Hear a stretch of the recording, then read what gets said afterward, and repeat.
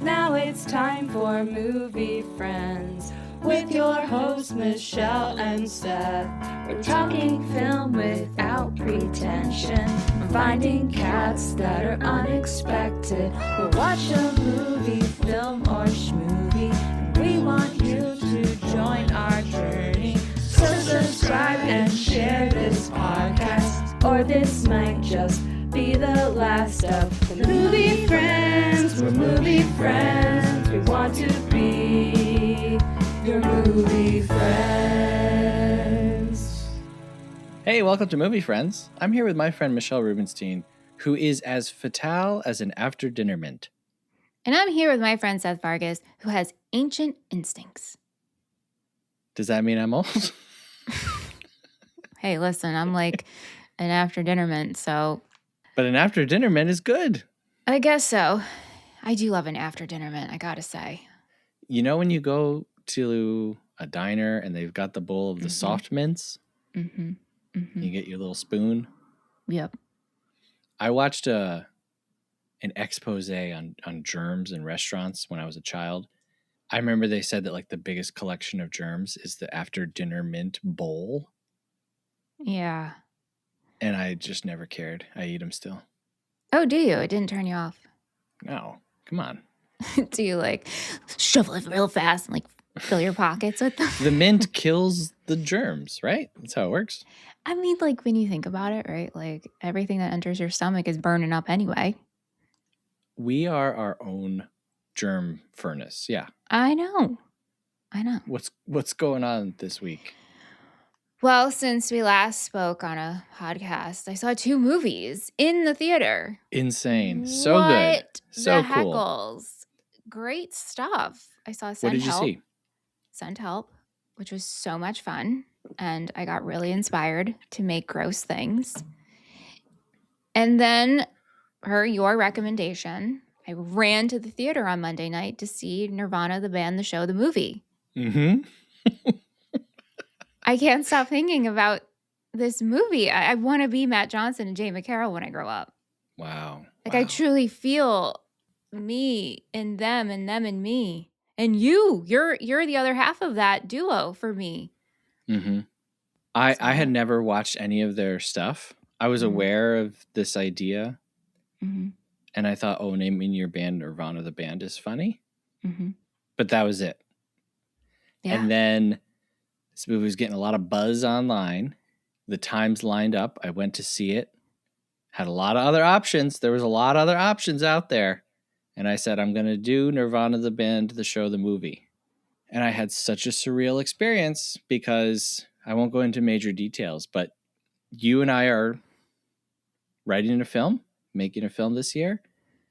And there were some similarities that were like so eerily close. I know. And I was like, this is so funny. And so once I got out, I was like, you have to see this. Yeah. I mean, it's funny when you texted me that on Friday, I was like, wait, isn't that a documentary about Nirvana? Like, I had no idea. I was like, why do I have to go see that? Yeah, no.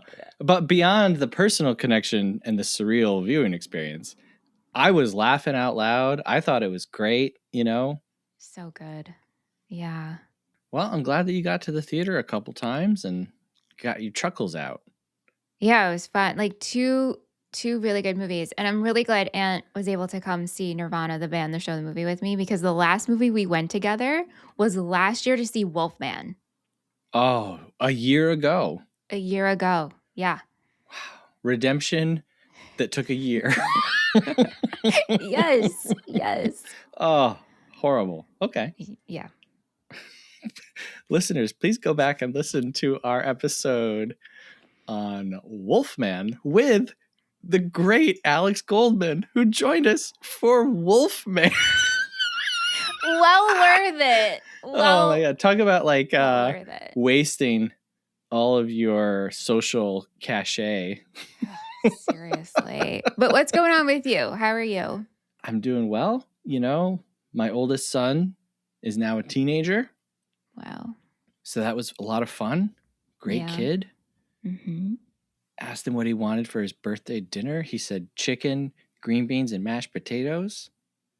Wow. And I thought, that's the most boring. You are wasting your one opportunity here. What kind of chicken? Like prepared anyway? Just a chicken. Just chicken. He didn't care. As long as it was a fowl, he was good. Also, more exciting than that, recorded an episode for Patreon with our friend Krista on the great movie Joe Dirt. Wow. Was it fun? Krista's great. I gotta tell you, we went almost 2 hours on Joe Dirt. Wow. Yep. Very nice. So that's up on Patreon, patreon.com/moviefriendspodcast. Look, I'm just going to say it. You should sign up. Yeah, there it is. What were you going to say? It's like, I'm not going to stop you. Just keep going. You were nervous for a minute? It's like, what's coming? We're so early in the show. Whenever I say, you know what, I'm just going to say it, Michelle's like, no. No. No, you're not. Take a beat. Let's think about it. Oh my gosh. Hey, also, we got to give a shout out. We are so appreciative of everyone who leaves us reviews and also comments online. And we wanted to give a shout out to someone who's been listening and commenting like every week. Mark Crespo. Hi. Thank you so much for engaging and enjoying our episodes. How did you find us? Sorry to put the pressure on you, but I'm just so curious. How did you find us? I love the idea of having a show and like calling people out by name who listen to us. It's the Matt Farley approach where you know the name of every person who comes to your concert and then you greet them and say, "Hi, are you Michelle?" But I say that and I'm laughing, but genuinely, like, I like that. I think that's better. So Mark Crespo, hello. Thanks for talking to us. Now we're talking to you. Yeah. This will be the one episode Mark Crespo does not listen to. I know. It's like, and then we'll never hear from him again. Speaking of people reaching out, we got an email. Subject line is Batman 1966. Okay, I don't know if I told you this because Michelle and I, we've been kind of busy, different things, whatever. We got a lot of good feedback over on Twitter, which Michelle doesn't know because she's smart and doesn't participate in Twitter anymore. But I was shocked. How many people were like, this movie's great. And people that I don't even know and follow. And everyone was coming out for Batman 1966. Really? Yes. Why didn't you share the love with me? I guess you're saving it for now. I know. It's like, who cares? But I care. You seem depressed and I didn't want to uplift you. I am depressed. Well, that's true. Wow. Well, that's exciting. It's like sometimes you do a movie and you think no one's going to listen or care. And people are interested in Batman 1966. Listen, folks, you got to follow your instincts, Even if they're ancient. You got to follow your curiosity, rather. Sorry. Oops. Sometimes instincts aren't good. Yeah. Your ancient curiosity. Anyway, email says, "Hey, Seth and Michelle! ! After listening to your episode on Batman 1966, I knew I had to send you a message. My brother Joel and I watched this movie religiously as children, and it was a classic in our house. Our dad taped it off the TV onto one of those blank VHS tapes. I don't know why it cracks me up, but Batman's drawn-on light blue/lavender eyebrows on top of his mask always stand out to me. I did not notice that the Joker's mustache was painted over until rewatching as an adult. If you want to experience the true comedy of this era, check out episode 1 of the 1966 TV show. The scene with Batman getting drugged and dancing in a discotheque is my fave. Keep up the good work. Andreen Brown, Rewind, Rewatch co-host." Hey, thanks, friend. Wow. This is Andreen from the Rewind, Rewatch podcast, which is a show that I listen to and enjoy. And it's always nice to hear people listen to you and coming out of the woodwork for Batman 1966. Amazing. So cool. I've been trying to get Andreen and Joel on for an episode. What? I know. And they keep rebuffing me. I am in the dark. Oh, really? They're like, no thanks. What does rebuffing mean? Did I use that right? You know what? I'm just using context clues of being like, you know, it could mean If you no. rebuff, can you buff someone? Isn't I gotta look this up. wait, isn't But please buffing continue. wait, when you buff something, like you buff your nails or you buff something to make it shiny? Okay, so rebuff means reject someone or something in an Yeah. abrupt and ungracious manner. The example that it gives is I asked her to be my wife and was rebuffed in no uncertain term. You know how certain words sound like what they mean? Yes. Rebuff is that. Right. Yeah. Okay, so then I just looked up buffed. It says of a person or their body in good physical shape with well-developed muscles. So I guess you can't buff someone. But you can rebuff someone. Right. Anyway. What? I would like to redact my statement. Now, if you can redact a statement, can you dact a statement? Anyway, hold on. Let me just, okay. Stay on track. Rewrite. Okay. I should say Joelle and Andre have not rebuffed me. I think I asked them like one time a year ago, like, you guys should come on for an episode. And I'm doing it now here publicly. This is the call out episode, okay? Yeah, let's call everyone out. Yeah. Get the list. Yeah. Hey, if you want to be called out by us, send us an email. I'm sure everyone wants to now, right? Anyway, thank you. We're so attractive. Thank you, Andreen, for your email. And I'm happy to know that we have this Batman connection now. Yes, thank you so much. That's awesome. All right, so this is our patron voted episode of the month. February 2026 was supposed to be no theme, and hey, it worked out that we had 2 themes, which was Batman and Bob Fosse. So are we calling it Fosse Bob? What did we call it last week? Bob Man was one. Bob Man. Bat Fosse. Bat Fosse. Bat Bob. The Dark Fosse. The Dark Fosse. You know, I don't know, but I kind of enjoyed ping-ponging a little bit.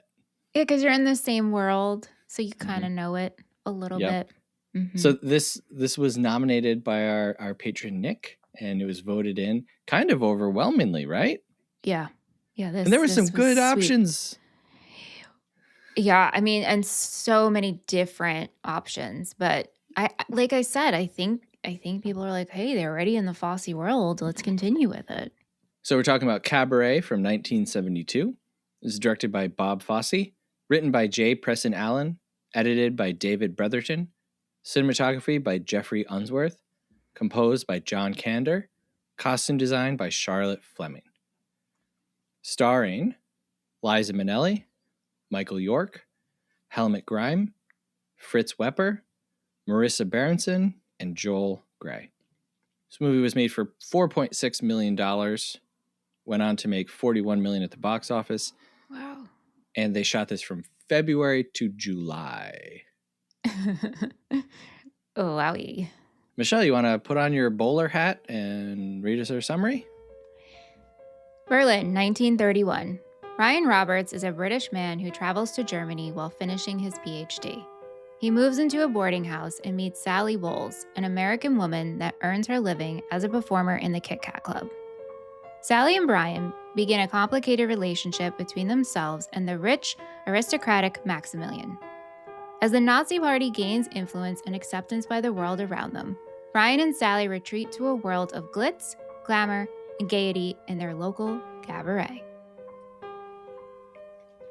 So I had seen Cabaret prior to this. I When? would say February of 23. So 3 years ago. Wow. And I didn't love it Mm. when I watched it. Mm-hmm. But I might redact and rebuff that. Nice. I like what you did there. You watched this for the first time, and All That Jazz was your first Fosse movie. So jumping back in to dark material, Fosse land. Mm-hmm. I was surprised that I knew more music than I thought. Like I knew these songs, and of course I know the opening number. But the rest of them, I was like, I found myself singing. I'm like, who knew? This Wow, was really? from Cabaret. Like, who? I guess everyone knows, but like maybe this time, like I started singing it before it was queued up, and I was like, what the heck? Wow. Am I in Cabaret? And Am I I just, am did I I Liza just Minnelli? am I in the Kit Kat Club right now? So, but yeah, I knew nothing about this movie except that it was a Broadway show. My mom has Mhm. seen the show a bunch of times. And so maybe that's how I knew the music. It was just like always playing in my house. Sure. It's not what I thought it was. Hmm. Yeah. Do you remember being a kid and seeing the Cabaret commercials on TV? Yes. Do you remember Alan Cumming in like no Yes. shirt? Yes. I mean, Eh, honestly, I think of Alan Cumming when I think of Cabaret because of Same. those commercials. Yeah, Yeah. same. Yeah. Did those commercials freak you out as a child? No, but it left me like so curious of like what is this? And here's the thing too, like seeing that image and knowing that number, it makes you think this movie. I mean, maybe the stage play is different than the movie, the film adaptation, but it makes you think it's something different to me anyway. Yeah. And is the stage play, the musical, more musical? Like Yeah. this is mostly like diegetic. It's not very musically. That's not a word. Right. You know what I mean. Oh, musically, I think is a word. I get it. It is now. So, yes. Okay. To answer that question, yes. The musical is more musically than this. And that was a specific choice by Fosse. He wanted to keep the music to the Kit Kat Club because he wanted that world of wonder and play to be confined there, to drive like the final points of the movie home. They removed a couple of songs for the film, and he also wanted to go back to the original writing that the story comes from. So in 1929, Christopher Isherwood goes to Berlin. He's living there, he's meeting people, and he writes 2 books about his experiences in Berlin at this time. One is called Mr. Norris Changes Trains, and the other one is called Berlin Stories. These writings, primarily Berlin Stories, would then be adapted into a play called I Am a Camera. And that play is then adapted into a movie called I Am a Camera. Then I Am a Camera is adapted into a stage musical called Cabaret. Ah, interesting. Then the stage musical is adapted into the film. Then after the film, updated versions of the stage musical are adapted to include songs and elements from Cabaret, the film. Wow. Yes.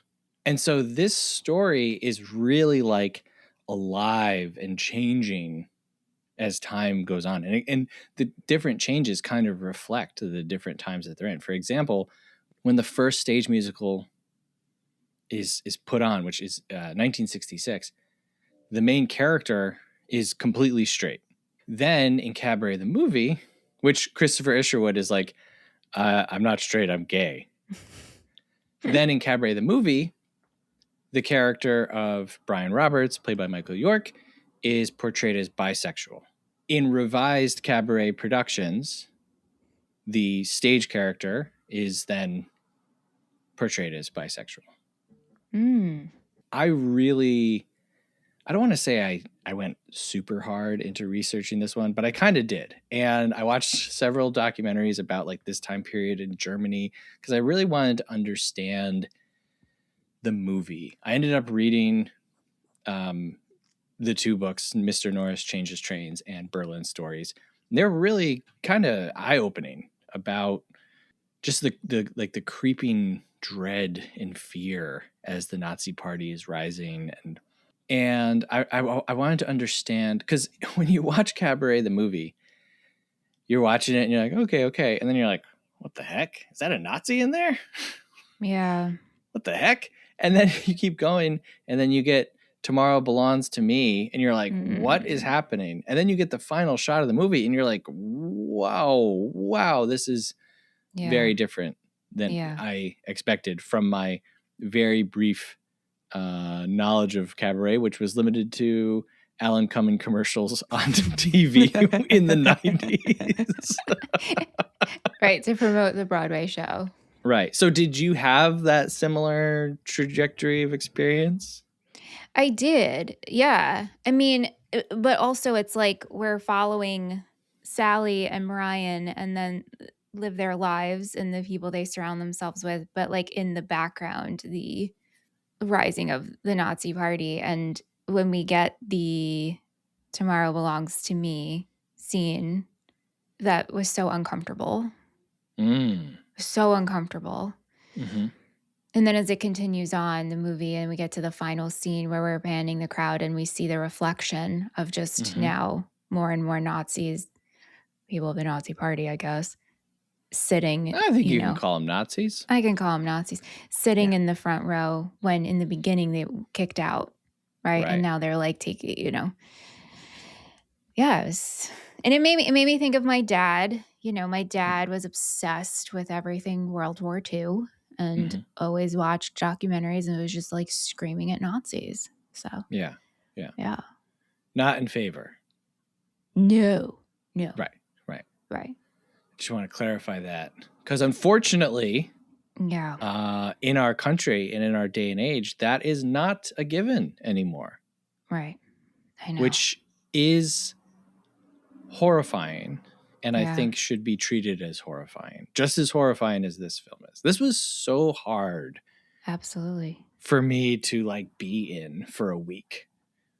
Yeah. And like the parallels of what's happening today. Yeah. It's not cool. No. I should say, I want to say this before we dive into that whole thing is I think we should learn from history while also respecting it. And I don't want to be like, America in 2026 is just like Berlin in 1931, because it's not. It's very, very different. And one of the things that I really wanted to understand, the time between World War I and World War II. So this is called the Weimar Republic. It's the government that was formed after World War I. And it's crazy. It's so insane how bad it was, like living in Germany the first couple of years after World War I. And I'm not going to go into all of it, but they had, I'll just mention, they had hyperinflation in 1923 to the point that laborers were paid twice a day, because if they were paid once a day, the inflation was so bad that their money would be worthless by the end of the day. Wow. It got to a point where this will sound false. So I'm going to use a smaller number because I'm pretty sure the number is actually 200 billion, but a loaf of bread was like 20 billion marks. They had to introduce like a new currency to stabilize everything. They were paying war reparations to the countries that had fought them in World War I, because they were like, hey, you're going to pay for all the stuff that we had to use to fight you. Hitler tries to do a coup. He's sent to prison for 5 years. He comes back. There's all these different parties because, money just doesn't exist anymore. There's major distrust in the government. They had to reduce their military to a third of the size. And so 2/3 of the military are just now without work. And I'm not saying like, oh, that's horrible, whatever. I'm just saying, this is the reality of the conditions that the country is living through. So then everything stabilizes. And then there's the stock market crash in 1929, which affects everybody. So now this is the environment that Isherwood goes into in 1929 in Berlin. And one of the criticisms that I saw from people who lived through this time period, they were like, they didn't show enough how poverty-stricken Berlin was during this time. Cabaret didn't? Yeah. Like Sally and Brian are kind of like, we don't have a lot of money. Right. but we're okay. Yeah. And they were like, yeah, it wasn't really like that. It was actually much worse, and there was way more demonstrations, and they used to have like torch marches like through the streets, and yeah, it was like the whole country was kind of like up for grabs in terms of ideals and political parties. And unfortunately the Nazis won out, and then we had them. Mm-hmm. So I want to go back and ask you about that scene, Tomorrow Belongs to Me, because even that is shot as a reveal. Because at first we don't see, we just see the very top of the kid's shirt. And then as the song continues, we pan down and see he's wearing a Nazi uniform. Yeah, it's like a virus that's like slowly infecting.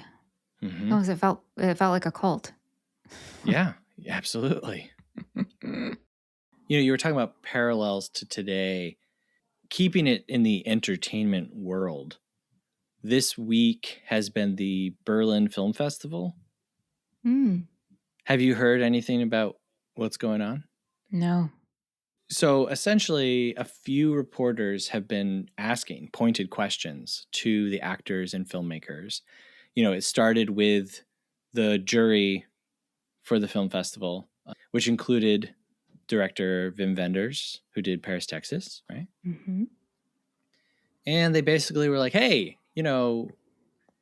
Berlinale, the festival, has been outspoken about Ukraine, but there's been kind of silence on the genocide in Gaza. Can you speak to that? And blah, blah. And pretty much across the board, the response from everyone, from Wim Wenders and Neil Patrick Harris, Ethan Hawke, has been, we don't really want to talk about politics. Let's just talk about the movies. We're here to talk about the movies. And Ethan Hawke was like, you don't really want to ask drunk actors their opinions on politics. Now, this might be offensive. I completely understand that point of view. Mm-hmm. I understand being like, that's not really what I'm here for, right? And then I watch Cabaret, which the point of the whole thing is very much, you can't just bury your head in the sand and go in and have a fun time and forget all your troubles, because while you're doing that, this virus, like you said, is spreading outside, and before you know it, you can't control it anymore. Mm-hmm. So it's been really, the timing of this episode for me, just overwhelming to like sit with all of these ideas as we're seeing it happen now. It's the movie Friends effect. We say it all the time. Yeah, unfortunately. Yeah, with this one. Yeah. And then, outside of the entertainment world, we're seeing civil liberties trampled upon in our country. And I don't want to say to a degree that we've never seen before, because there have always been oppressed people in this country by our government. It's just, it doesn't affect us, or we didn't see it, or we saw it and we didn't care. Mm-hmm. But as Americans, we don't want anything resembling fascism. We don't want anything resembling this.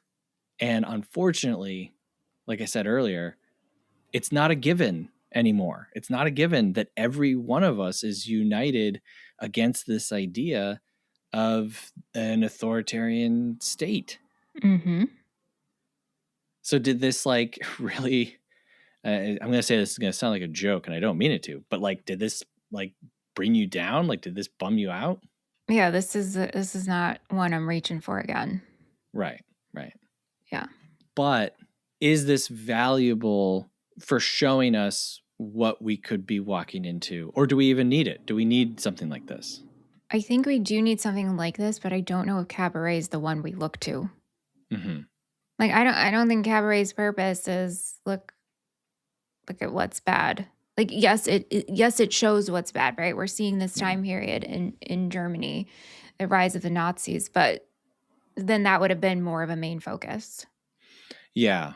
Well, it's like And it's like a subtle showing because it gives you this other yes, story.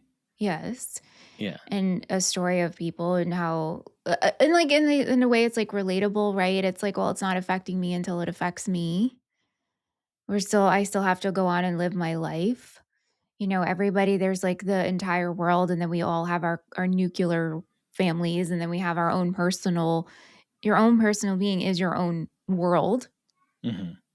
So you could turn an eye, you can turn your head away. Right. This movie is exploring sexuality. Right. Yes, absolutely. I think it's a good refresher for those of us that find solace in escapism to not then become drunk with escapism, I guess I could say. Like, buy the ticket, ride the ride, go see the movie, have fun. But it can't become your entire worldview. It can't become your entire experience. Like, I'm with you, but like, can you expand? Yeah, just if you follow the advice of the MC, right? Which is like, hey, forget about everything. Right. The world is ugly out there. But in here, everyone is beautiful. Life is beautiful. Even the orchestra is beautiful. The orchestra is beautiful. Yeah, but you know what? That is something to be said, because if you are, and then on the other side of that, if you are constantly obsessive over what is happening, that isn't good either. So Right. you do need to escape at certain times. If you go to the Kit Kat Club to escape, right? Because balance, balance in all things. Yes, you know? yes. I think that you and I are both people who have benefited from escapism in our lives. I'd say so. Yeah.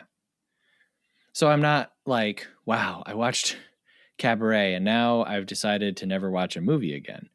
Again, I think it's just a good reminder. Like they're playing to a specific audience with Cabaret. And I think Cabaret sneaks up on you. I think it's a slow reveal of horror. I feel like Cabaret is an evil movie. Like there is such a horrible feeling of unease for me throughout like almost the entire thing. There's one scene, the scene where Natalia comes over for her first lesson and they're like having tea and sandwiches. That scene feels very light to me and fun. Yeah. And obviously Liza Minnelli is fun, and, you know, toothpaste in your egg and Worcestershire. It's not a movie that's completely without levity, but I feel similar to All That Jazz. Bob Fosse just has a good knack for being like, hey, look at the razzle dazzle, but feel bad while looking at it. Does that make sense? Yeah, no, that's a good way. Yeah. And you know, when I was younger and I saw Alan Cumming as the MC, I was like, this guy's evil. Like, I don't know what there is. Like, there's just something so sinister. And I listened to Rachel Ziegler talking about this film and the show. And, you know, she's a big Broadway head, you know. She was in Spielberg's West Side Story remake a couple years back. And she described the MC as demonic. She was like, the MC is like a demonic character. And hearing her, I was like, okay, so maybe I was clued into something that Cumming was projecting there. And I read his thoughts on the character. I read Joel Gray's thoughts on the character. And there is something, I think, beyond the gender fluidity and the adverse sexuality that he's portraying. There's just something off about this character. Did you feel that? I see what you're saying, and I think I just accepted this character for who he was. I mean, it reminds me of like a marionette doll. Yeah. So we're just being a puppet, and marionette dolls, puppets freak me out. Like, yeah. Yeah. Yeah. So, yeah, I think I just accepted the whole aesthetic for this. But I see what you're saying. I do understand what you're saying. Yeah. Yeah. You know, later in the film, the MC does a song. I believe two ladies comes first.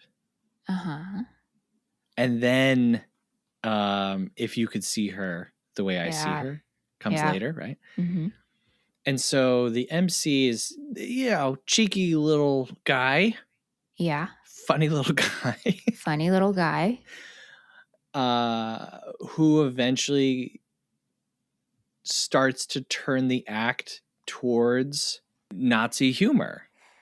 Mm-hmm. You know, that song, If You Could See Her How I See Her, that also has a very sinister reveal. How did you feel about that?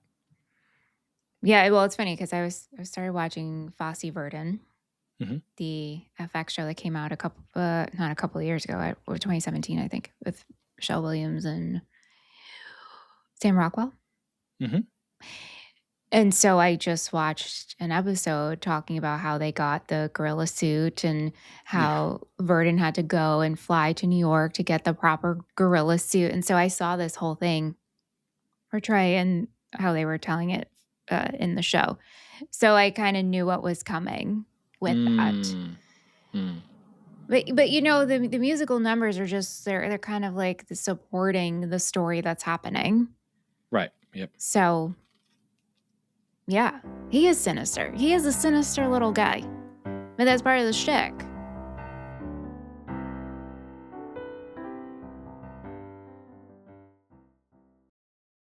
Sheriff, we got a lot to talk about. Welcome to Twin Peaks. I'm your Twin Peaks veteran, Special Agent Matt Hanna.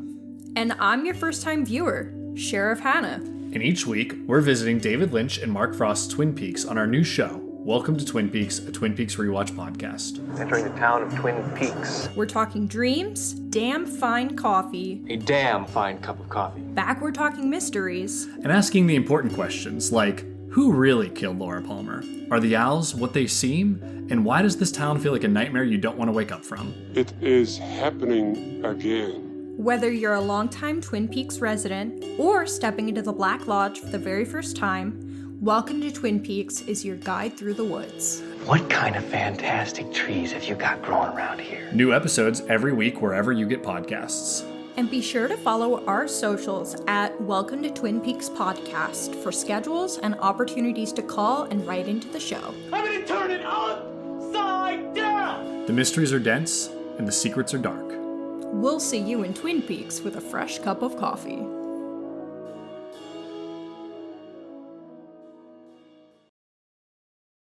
We talk about weird little guys on the show.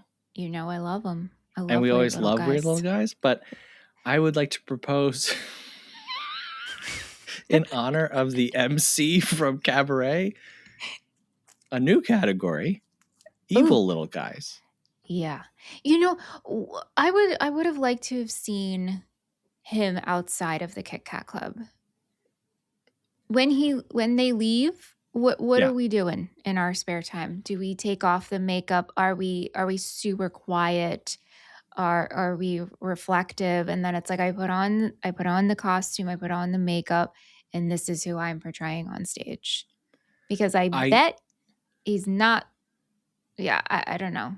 Right. I think we're portraying someone on stage. I get that, but if we go back to All That Jazz, right? There's that stage world in his mind where he talks with death. Mm-hmm. And there are different characters who live there. And when we talked about All That Jazz, we discussed, is that happening all at once? Is that happening throughout the movie, right? I think that Fosse is doing an early version of that. here in Cabaret, where I do believe that the Kit Kat Club is a real place, real characters. Everything that happens there is real. But because everything is so confined, it's like the MC can't exist outside of the Kit Kat Club. Because he wasn't written to, or you're just refusing to believe? Yeah, I'm refusing to believe because I created a persona for him. So I'm glad that Really? we live in two different worlds. Yeah. Wow. Okay. Yeah. Is he rich? No. Oh. I think he's actually pretty sad. No. Well, I shouldn't Why do say you no. now you feel for him? I shouldn't feel for him. He's a No, I Nazi think sympathizer. A sad dude. And unlike what got me were towards the end, we see some of these scenes with him and Sally, Mhm. which kind of I was like, what's going on here? These don't seem like these are happening on stage. Like, are you're a creep? Like, what? Do you know what I'm saying? MC, you're a creep? I meant behind the curtain. MC was Yes.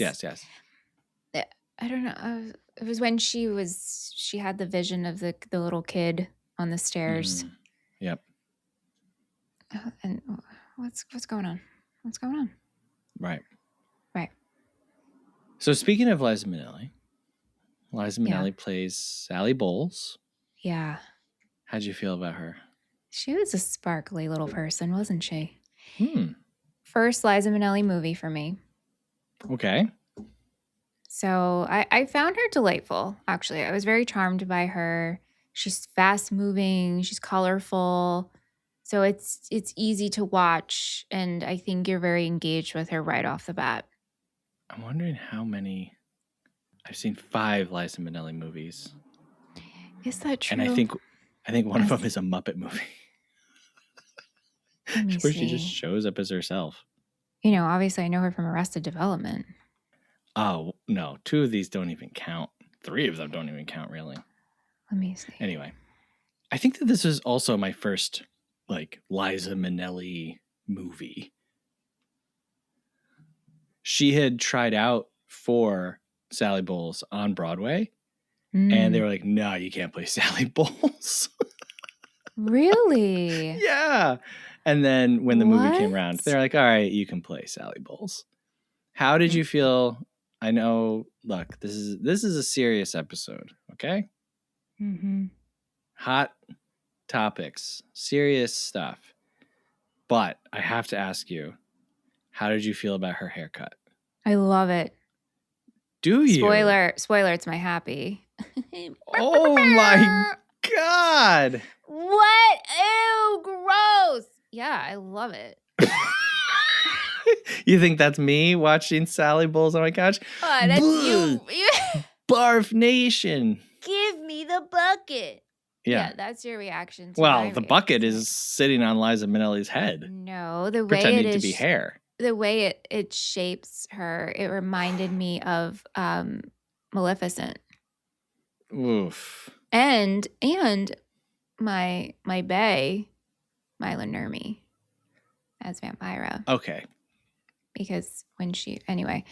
Yeah, I will give you Mila Nurmi, but oof. There are moments in this movie where Liza Minnelli is just looking, and when we're supposed to be taking this seriously. And I'm just like, I cannot look at you. Yeah. What? Yeah. No, I loved it. Not that she's ugly or anything. It's just the hair. The hair, man. I like it. It's so stylized. Would you do this? No, I know that was coming. No, absolutely not. I mean, I would look like a fool. I would look like an absolute fool. However, you know what I would want, Seth? Mm-hmm. And this just came to me. I would wear that haircut style as a swim cap or a shower cap. Okay. In fact, that would be quite delightful, actually. Okay. I love a swim cap, right? Shower cap. Anytime I could wear one, I'm wearing it. I have recollections of you mentioning wearing a shower cap. I get excited when I can wear one out in the wild. Why? I don't know. I think they're just so cute. When we were in Iceland and we went in the Blue Lagoon, I Yeah. wore it, and I like my bright orange one, and I was just like, I am a bathing beauty right now. Okay. Again, two different worlds. I love a swim cap so much. Give me a shower cap. Give me a swim cap. Okay. I'm just going to leave it at that. I think, sometimes you have to know when to stay in your lane. And quite frankly, the world of shower caps is not mine. Yeah. Well, So do you ever wear a bonnet to sleep? I do. Mm-hmm. Do you wear a bonnet every night? Not every night. No. Oh. I was wearing them a lot last year, and I haven't worn one in a while because now I have like I have the sleep mask. There's a lot happening, So it's like I got the bonnet, the sleep mask, the mouth guard. She's real hot going to bed, let me tell you. What's a mouth guard for? Isn't that for like grinding your teeth? Yeah. Oh, I thought a mouth guard was for a retainer. No, mouth guard because I'm so tense here. For my teeth to grind. So anyway, we got the sleep mask, the bonnet, the mouth guard. The blanket's up to here. I am like in a cave. Like it's just, and this is like little head popping out of the blanket. I would love a Woolly Willy. You know Woolly Willy? Yes. Woolly Willy is like here, I'll show you what Woolly Willy is. Woolly Willy is me. What are you doing? Without a hat on. And then you use the little magnetic pencil. Oh, yes. We've talked about this. Yes. I would love a Woolly Willy, but it's just Michelle's face. And then you slowly drag a bunch of bedtime accessories until you can't see her anymore. I tell you, I could be a paper doll with all my accessories. Sure. Yeah. Well, anyway. Liza Minnelli's hair in this is insanity. As I was watching Cabaret, I thought, is Liza Minnelli the original Manic Pixie Dream Girl? And then I was like, no. Audrey Hepburn, Breakfast at Tiffany's, predates that. Mm-hmm. And then I was like, actually, there's been quirky girls going all the way back. Yeah. There's quirky girls all the way down, to the beginning of film history. But yeah, I was like, oh, people got so sick of this like stereotypical character. And I was like, I think that sometimes people are just like this. Like you just meet someone and they're kind of larger than life. Absolutely. And like living this bohemian lifestyle and just like on to the next and can't hold me down. And it's kind of infectious. Like you want to be around them because they're exciting, but also you can hold them down. So that could be very stressful to deal with that type of personality all the time. Mm-hmm. So Sally Bowles was based off of a real life British cabaret singer, Jean Ross. Christopher Isherwood goes to Berlin. They meet up, and he's like enamored with her. He's like, "Who is this? This is the most interesting person I've ever met." Yeah. And when translating their relationship to media, it's always at least slightly romantic, because I think people can't comprehend this idea of like, I just want to be around this person and I'm enamored with them. Like, why? Why can't you just be enamored by a personality and become best friends? That's my life is, I just want to be, anyway, we know how I feel. No one asked. But yeah. I agree. I mean, it's like when you discover Kermit the Frog. What? It's like when a person discovers like Kermit the Frog. No, I heard you. I just don't understand how that is the same thing as. Well, it's like I like this guy. I want to be around this guy. I want to see what the whole deal is. We're going for ice cream. Hey, did you call Kermit? See if Kermit can come. You know what I'm saying? But you're not like, oh, I'm in love with Kermit the Frog. I want to be romantic and physical with Kermit the Frog. Seth, that doesn't make sense. A wild comparison. I feel like I'm in a dream right now. And I'm going to text you and be like, you know what you said in my dream during a recording? Okay, but like, no, I use Kermit the Frog specifically because if I named any other person, people would be like, well, yeah, but I can imagine being attracted to, Tom Cruise or Denzel Washington, right? Unless you have a thing for frogs and puppets. Seth is so done with me. Seth is going to boot me. Michelle will never appear on Movie Friends again. I'm just a thing. Okay, well. You know what? We're moving on. You're right. Why can't we just show friendship? Why can't we just have Kermit relationships with people? Okay, again, we're using Kermit again. I mean, why can't we just... Okay, Sally Bowles. Whatever. Especially, and we could have made Brian... I know Brian's bisexual and we explore sexuality in this, but if he was gay, and he could have been just best friends with Sally. Well, and that's how he presents to her. She's like, yes. Why don't you want to have sex with me, Brian Roberts? And he's like, because I am gay. And she's like, okay, now we'll be best friends. And then they still hook up. And it's like, come on. Right. Yeah, those three women were just the wrong women. Every line you want to be told, Right.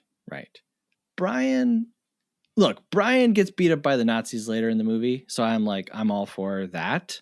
Nah, not being beat up, but he stands up to them. He stands up to them yes. and gets a beating for it. I am Team Brian in totally. that And sense. he speaks his mind in the boarding house when they're talking about the Jews and does, bankers and yes. stuff. So yeah. Yes. Yeah. Beyond that though, beyond Brian's political outstandingness, I'm like, this dude is so boring. He is very boring, but you can't, I think it's a good contrast to Sally's sparkle. Right. Can I give you another comparison? Please. I hope it's another Muppet.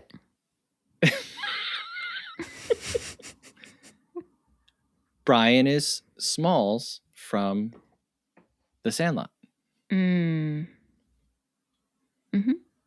He's a kid who comes to town. Yeah. He's really not that interesting or exciting. Mm-hmm. And he's just surrounded by much more interesting and exciting people. And he's kind of tagging along. And, ultimately that's the point of Isherwood's, the play and the movie. It's called I Am a Camera because it comes from a line from Berlin Stories where he says, he's like, I'm just observing. He's like, I can't actually do anything. I'm in this place. I can't say or change anything. All I'm doing is observing and writing. I'm a camera in this scenario. Right. So I guess I shouldn't be so hard on his character, but I'm just like, man, give me the Sally Bowles movie. Yeah. Did you have a favorite song from this? I liked Money. I just liked that whole performance. I thought that was fun. When you say money, my brain confuses it with ABBA's Money, Money, Money. Right. And that's what I hear in my head. I can't even tell you what the Cabaret Money song is. I can't sing it for you. I just, in my notes, I wrote down favorite number, Money. I just liked the performance of the two of them, Sally and the MC. Is it like money, money, money, money? Money, yeah. Money. And they have like their, coins they're acting out coins are in their pants and in their shirt and they're jingling. And then they go behind the curtain and we see shadows. Like I just liked visually, I liked it. Mm-hmm. Do you think you would have a good time in this cabaret? Could I be? Oh, wait. As a patron or a performer? A patron. Oh, yes, absolutely. Got it. Yep. I was like, man, can you imagine going to a cabaret and this like evil little guy is like, welcome. Here is the mud wrestling. Yeah. Here is the song about polyamory. Like, I think I would go. I think I'd be like, oh, I'm a little uncomfortable, but this is the craziest thing I've ever seen in person. I don't think I could be in this show. Well, that's what I was like. I just, me, you don't want to see that. No. You're not gonna do a song and dance number ever? Like that? No, I don't think so. Okay. All right. Some of the 5-star reviews that I read were like, "Oh, this is a strip club," and I was like, "No, it's not. It's not. That's not it at all." They were like, "This movie sucks. It's about a strip club," and I'm like, "You have no concept of what's happening here." No. Yeah. Okay, I just want to bring this up because I found it out, and it became, I think the youth call it head canon. Have you heard this term? You're always bringing what the youths are saying. Where are you learning? Is it because you have a teenager now? Yeah, that participating in the internet, you pick up slang, cool words. So let's hear the cool word of the week. Well, okay, so I believe it's head canon, and that's when like you come up with an idea about fictional characters, and to you it's like canon. Yeah. But it's in your head. Okay. So we're just imagining. We're using our imagination. It's imagining, but to the point where you're like, this is the way that it is. Yeah, so I'm imagining my truth. Right. So I found out that Bob Fosse, they go to Germany to film. He was going to be utilizing stages that were being used to film Willy Wonka and the Chocolate Factory. And apparently, like, they were going over schedule on Willy Wonka. So he would show up to the stages to complain. He threw a Fosse fit. And I read that and just, when your brain just hones in on something, you're just like, zip. I immediately was like imagining an angry, bald Bob Fosse on the stage of like Willy Wonka's amazing chocolate factory. And there's all this wonder and beauty and awe. And he's just like, when are you guys going to be done? I got to get in here to film my Nazi cabaret movie. Oh, man. And I was like, you know what? Add that to the list of if you had a time machine and you could go back and see things. Totally. I would want to see, I hope he like barged in when Augustus goes up. The pipe or whatever. I'm just imagining, Gene Wilder having to like walk over to Bob Fosse in his full ruffled shirt and top hat and be like, Mr. Fosse, you're upsetting some of the cast and crew here. Yeah. You need to leave. And then Bob Fosse punching Gene Wilder in the face. And then he's like, you know what? And he flicks his cigarette on the set. That delays filming. Like, oh, we got to sweep it. A flower's on fire. Is there an episode? Is there an episode of Fosse Vernon? I haven't gotten where to that yet. Bob Fosse is a terrorist on the set of Willy Wonka and the Chocolate Factory. Wowie. I don't know if I have a favorite song. Probably just the final song. Life is a cabaret, old chum. Come to the cabaret. And it's just so horrifying. I mean, Brian and Sally go through this throuple with Maximilian, who's just another. I'm like, this guy is so boring. Another one I just want to flick. Yeah, Maximilian sucks, right? Yeah, I was more interested. Like, give us more Fritz, and Fritz, who was interested in Natalia, who's masquerading as a German Christian, but he's really a Jew. Both of them. Well, she was, yes, but she was outwardly Jewish. Right. And then he was pretending to be Christian. Yeah, he comes to the big city. Yeah. And, it's as simple as just putting down whatever Episcopalian on your card, ID card, I guess. Yeah. Yeah. I wasn't interested in them. I liked her, though. I liked Natalia. I liked her. Like I said, that scene with them, apparently, according to Michael York, Liza Minnelli ad-libbed when the sandwich flops on her chest. And she's like, thank you. That was apparently not supposed to happen. So I do like that scene. I like that Natalia doesn't know certain words. Yeah. What does Liza say? Fornication? No, like bromping or fromping or Oh, yeah. I shouldn't say it because it might be a German. Buden? No. I don't know. I don't know what it was, but I was like, this is like in Pretty Little said Liars it. when they say boffing. Boffin. I know. But yeah, I was like, all right, let's speed this up a little bit here. I don't need so much of Fritz or Fitz. Fritz. Now I'm saying Fitz and Boffin. BLL. I've got Pretty Little Liars on the brain. But yeah, like Fitz just being like, I'm sad. I'll never be rich by tricking a rich person to marry me. But I do love her though. I'm like, yeah. Okay. And then he's like, I actually do love her. And then he pounces on her. And then it's like, I was attacked. And then she's like, but then I also felt the passion. This Talk is about a scene that's troublesome. Yeah. Mm-hmm. And then Sally's just like eating her crackers. She just keeps stuffing her mouth. That scene is really sad because Natalia gives the sense of a very non-worldly person. And she's like, Sally, I wanted you to come and explain this to me because I really don't know what I'm feeling. And then Natalia describes the pouncing of Fritz. Sorry. And yeah, Sally's just like watching the whole story. And then it's like, hey, I got to go. Good luck. Yeah, I know. And it's like, wait.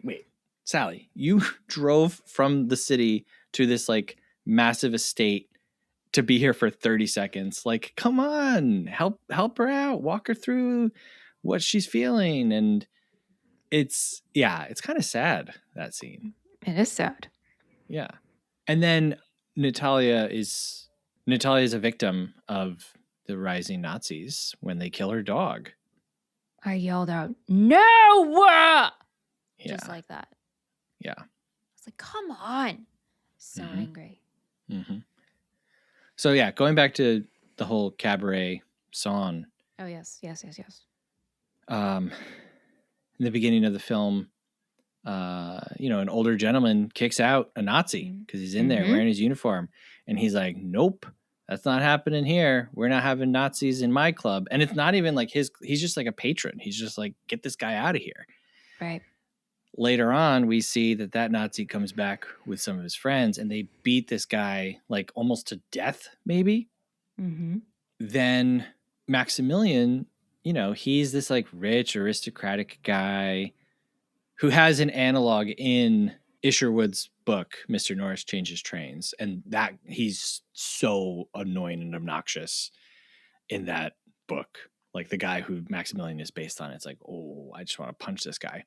And he's just like, yeah, man, we'll deal with the Nazis. We'll let them do their thing, but we can control them. And that was exactly like historically, that is what happened because the Nazis went to, the titans of industry and they were like, you need to support us. Mm-hmm. We're going to do X, Y, and Z. It's going to be really good for you.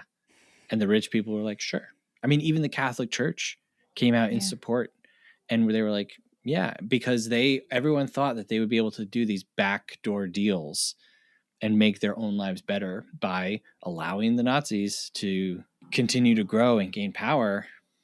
And so anyway, Maximilian is like, yeah, we can control them. And when they go and you see the people like really getting into Tomorrow Belongs to Me, which is my second favorite song. And it's not because I like the song and I like the moment, but it's such an emotional, horrifying scene. I mean, you feel so much as that's happening. I don't know. Do you?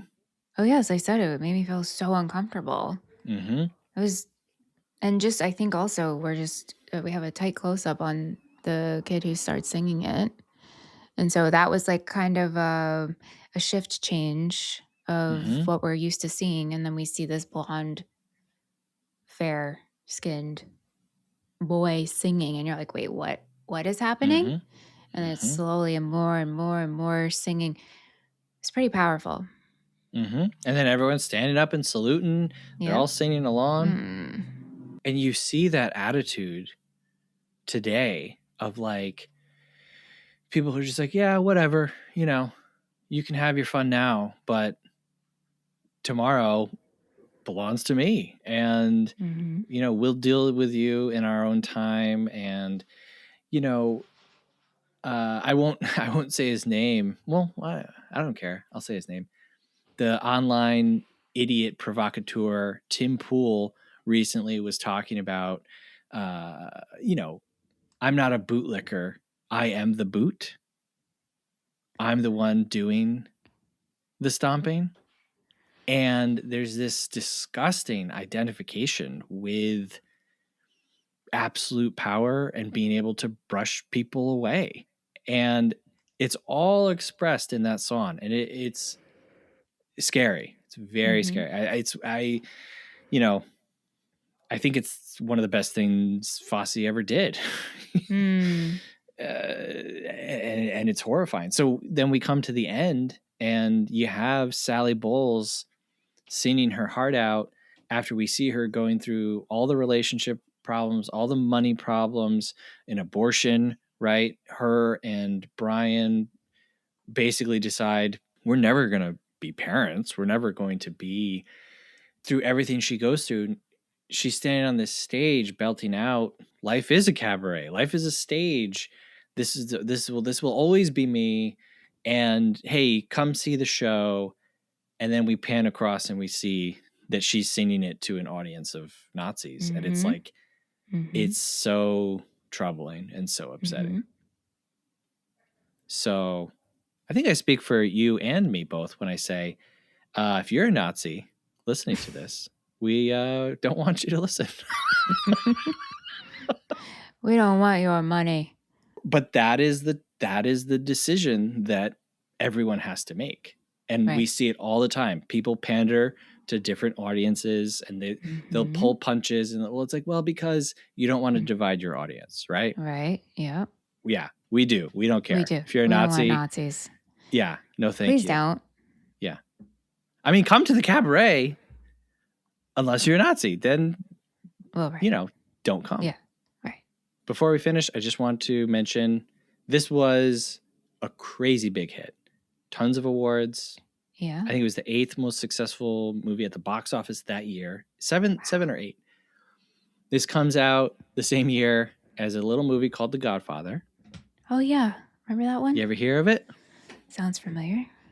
We might have talked about it, maybe. Godfather goes on, Movie Friends episode 001.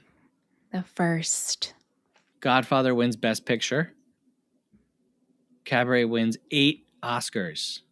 Wow. Nominated for 10. Wow. And I believe it still holds the record for the most Oscars won by a film that did not also win Best Picture. Wow. So there's an alternate world where this won Best Picture over Godfather, you know? Yeah. Yeah. Bob Fosse's mad. Wow. He's bitter. Furious like, Fosse. This is Willy Wonka all over again. But he was mad. He was like, okay, so we won every award. But he won Best Director. He beat out Coppola for Best Director, but did not win Best Picture. I wonder if that would make me crazy too. Because you can't help but wonder, but like, why though? This doesn't make sense. That would be like if we won Best Podcast Hosts, but not Best Podcast. Actually, no, that makes sense to me. Well, as I said it, I was like, you know what though? I actually would be like, that's true. We are the best hosts, but we don't have the best show, but we're the best. Yeah. But like our personalities are so good. Right, yeah. And like we mentioned in All That Jazz, this year, Fosse won Best Director for a movie, a Broadway show, and an Emmy. All in the same year. Something that no one will ever do again. I'm just going to say it. That will never happen again. There's no possible way. Yeah.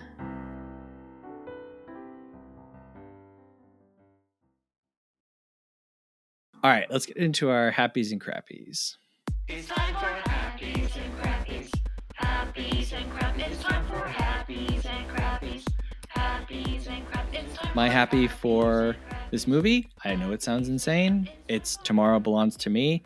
It's, like I said, I think it's the best thing that I've seen, the best sequence that I've seen from Fosse, and ending on the punchline where Brian says to Maximilian, "Do you still think you can control them?" I think is a very, very good lesson for us today. My crappy is Fritz and Natalia's storyline, because I do kind of feel the movie start to drag. And if we're going to cut out anything, I think give us more of Brian, Maximilian, and Sally. Show us this contrast between them living in poverty, Maximilian living in just buying fur coats at the drop of a hat and caviar and all that stuff. That was more interesting to me than Fritz and Natalia. What about you? Well, I spoiled it already, but my happy is Sally's hair style. Mm-hmm. Love it. My crappy is the dog death. Oh, That was really... I mean, but I get it for storytelling purposes. That packed a punch, but I didn't like seeing it. All right, so we have talked about how we feel about the movie. So now let's hear from some strangers on the internet in a segment that we call Half Star, 3-Star, 5-Star.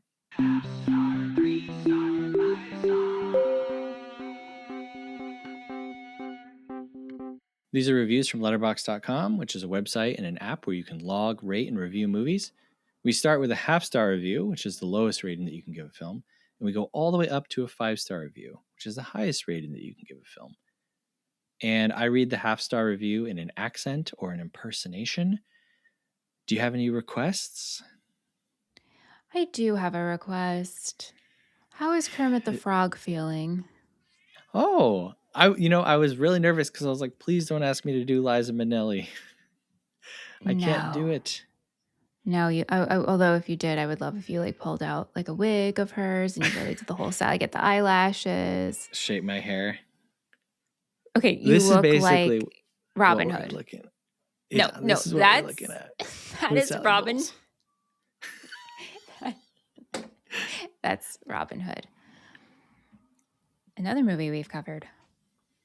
That's right. We had so many. Can you do Liza Minnelli's voice? No. I Buster. Yeah. I just think about her from Arrested Development. Right. Yeah. Lucille. No. Lucille. Liza Minnelli is kind of like Gary Busey. Okay, I see where we're going with this.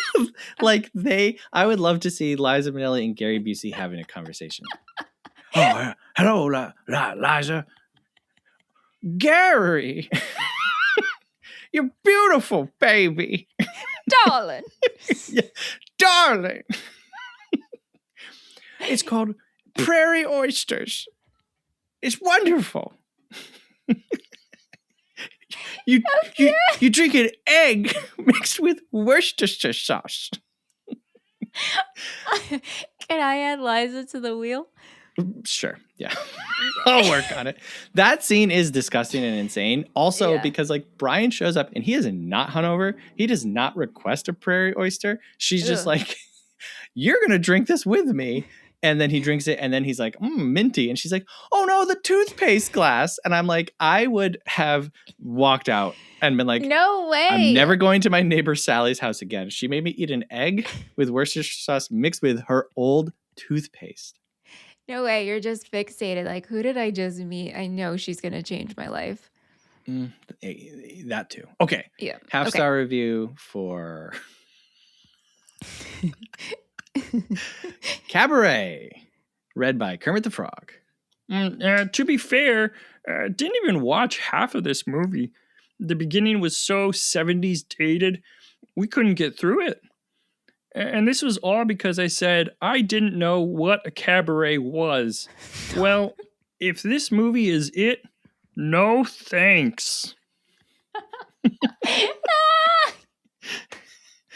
It's kind of messed up because Kermit would know what a cabaret is. Yeah, of course he would. They basically do a cabaret show. What? This person... Very confused, I think. They said, what's a cabaret? Someone said, let's watch the movie called Cabaret. They didn't watch half of it because 70s. it was so 70s dated. Okay. Right. Okay. Good for you, man. What? 3-star review says, the lack of a real structure greatly hindered this for me, as I found myself losing more and more interest during the second half as it went on. But everything on a formal level is impressive, and Liza Minnelli is tremendous. Yeah, I liked her performance in this. 5-star review says, Cabaret always seems to be at the periphery when we talk about great musicals, when really it should be at the center. But it's not an enjoyable musical. It's not escapist. On the contrary, it contests our desire for escapism and how escapism is easily infiltrated and controlled by oppressive regimes. And it directly challenges not only its characters, but also its audience's complicity in the rise of fascism. It holds up a mirror and asks, how much are you willing to tolerate? What are you willing to let go? How long will you remain silent? But it doesn't let you answer. It answers for you. You will tolerate whatever as long as it doesn't directly affect you, until it is too late, until there is no escape. Jeez. And unfortunately, most of the time, as humans, we just don't care about things until it affects us. And, That's true. you know, there's the extremely famous quote, you know, they came for the fill in the blank, and I didn't speak up because I was not a fill in the blank. And by the time they came for me, there was no one left, right? Sorry for butchering that extremely important quote, but it is extremely important. And we all know it, and yet. So it's tough, but I think it's good. I think it's a good reminder for us to stick up for people and speak out when we are able to anytime. Like I said, right now, 2026 America is not 1931 Germany, but I don't want to be anywhere near there. I don't want to be I don't want to be anywhere. Okay, what did Roger Ebert say? He rated this 3 out of 4 stars. Oh, okay. He had a couple of choice words for the Nazis. I'll tell you that much. Did he? Oh, yeah. Go read his review. The part of his review that I pulled says, this is no ordinary musical. Part of its success comes because it doesn't fall for the old cliche that musicals have to make you happy. Instead of cheapening the movie version by lightening its load of despair, director Bob Fosse has gone right to the bleak heart of the material and stayed there well enough to win an Academy Award for Best Director. Wow. All right, we rate things as a movie, a schmovie, or a film. We rate it 1 through 5 stars and give our thoughts on the runtime, if we recommend it or not, and we give a shout out to whatever part of the film's practical filmmaking stood out to us. Now, before we record each episode, we write down a guess of what the other host will rate the film, and every time we guess correctly, we get to add a point to our tattoo tally. Whoever has the most points at the end of the year gets to pick a tattoo for the other host that they will then get tattooed on them without knowing what it is first. And I know that's a mouthful, but I'm excited about this, quite frankly. Yeah, because you're winning. Well, not even that. I'm going to tell you, I kind of hope I lose. Yeah, me too. Okay. Currently, Michelle has 0 tattoo points, and I've got 2. All right, Seth, for you, I wrote down 3.5 movie. Oh, man. Just throw in the towel. I'm so sorry. This is a 4-star film. Wow. I have no idea. So off. Like, not even in the same. We're not even on the same bookshelf. Not even on the same bookshelf. We're not. I have no idea what I was thinking 3 years ago when I reviewed this. I literally said in my first review, I felt nothing. Maybe you were in a weird headspace. Well, I guess so.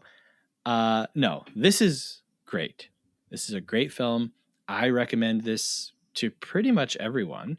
It's scary how many of the themes are still relevant today. And I would recommend giving give yourself, a couple hours instead of watching a movie. Go back and read about the conditions in Germany that led to the rise of the Nazi Party. See the differences and the similarities, It's fascinating and important. As far as practical filmmaking goes, I love the Kit Kat Club. It's awesome. It's smoky. At one point, a producer came to Germany to throw away the filters that Fosse was using. Did you see this? No, they lightly touch upon building. Well, I mean the show Fosse Verdon, Yeah. I don't know how much of that is exaggerated, but Right. there was a lot of time spent in the Kit Kat Club and building that world. So, yeah, they were filming it and they were like, this isn't going to show up on a screen. It's not bright enough. There's too much smoke. You're using all these crazy filters and lighting. And then it goes on to become this massive, massive, important movie. So that just goes to show you what studios know. And unfortunately, like I said, it's a little long, but whatever. Yeah. For you, I guessed a 3.5-star film. Oh my God. Yeah, that's right. Yes. I can't believe Yes. I can't believe this. We're going into the third month of the year, and I still have 0 points. You know why? All this means is Seth is going to brand me, and I'm not gonna want to be branded by Seth. I don't know why I agreed to these terms. This was a terrible idea. We got to do some kind of big competition where you can swap points or something like that. I mean, the year is not over yet. So That's true. Look, this is episode 8 and we only have 3 successful guesses, Yeah. Anyway, 3.5 film. I don't know if I'm recommending this one off the bat. Hey, you know what I watched? Cabaret from 1972. Do I think you should watch it? No, not really. Are you curious on it? If you want to explore that narrative, if you know about it like I do, but you don't really know about it, then I would say, yeah, go for it. I think you'll be surprised.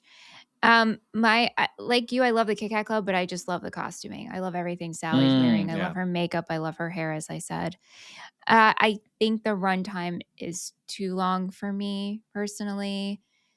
I had to watch this movie in parts, and I just was like, how do I have another hour left? And it felt like every time I paused, it was like, I have another hour left. And I'm just like, what are we doing? I don't need to hang out with Sally and Brian this whole. You were like 5, 6, 7, 8. 7, 8. Let's go. Where are we going? So yeah. Hey, if you like where we're going, we'd love it if you give us a rating and a review wherever you're listening. You can also send us an email, moviefriendspodcast@gmail.com. Please let us know what you thought about Cabaret, what you thought about Batman and Bob month.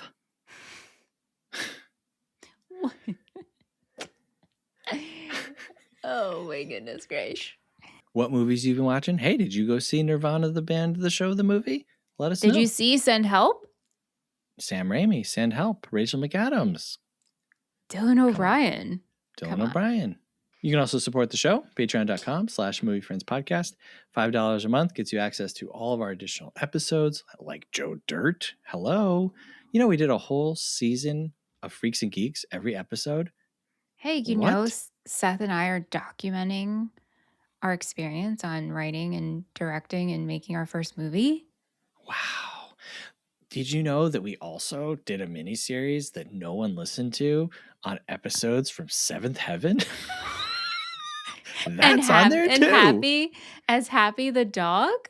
Look, there's a lot of stuff on there.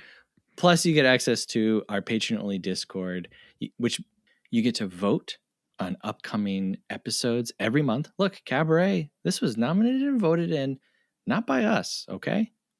No. And I'm not complaining. No, right, I'm glad, actually. No, I know. Yeah. But I'm just saying, this would not have been done. So if there's a movie that you're like, man, I really wish they would do this, boom, that's how you do it. And every quarter, you get to vote on a monthly theme. Oh my goodness. That's so great. Patreon.com/moviefriendspodcast. And we'll be your best friends forever. Okay, Michelle, what are we talking about next week?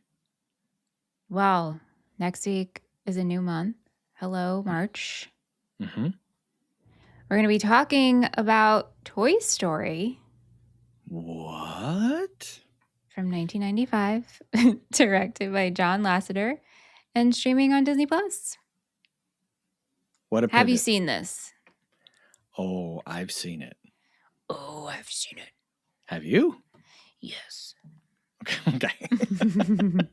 Yes, I've seen Toy Story. Yeah, all right. So our sellout episode of the month is Toy Story, the first full-length computer animated film. Yeah. And just today, the trailer dropped for Toy Story 5. Oh, really? Oh, yeah. I don't think I've seen the fourth one, actually. You don't have to. Well, that's your opinion. But Well. also maybe mine, because I haven't seen it, so. Well, you I was just, just you gonna just say, proved a point. it's not only my opinion, it's your experience. I've seen the movie. That's true. That's true. Oh, all right. Well, thanks, Michelle. Thank you, Seth. Thank you, patrons. Yes, thank you, patrons, for voting this in. And remember, folks, life is a cabaret, old chum. Come to the cabaret. Till next week when we're talking about Toy Story, thank you for listening. Have a good one. Movie Friends is produced by Seth Vargas and Michelle Rubenstein. Theme music by Jean Marie Vargas. Visit us at our website, moviefriendspodcast.com, and please subscribe and rate our show wherever you are listening. You can support Movie Friends at patreon.com/moviefriendspodcast. Thanks for listening.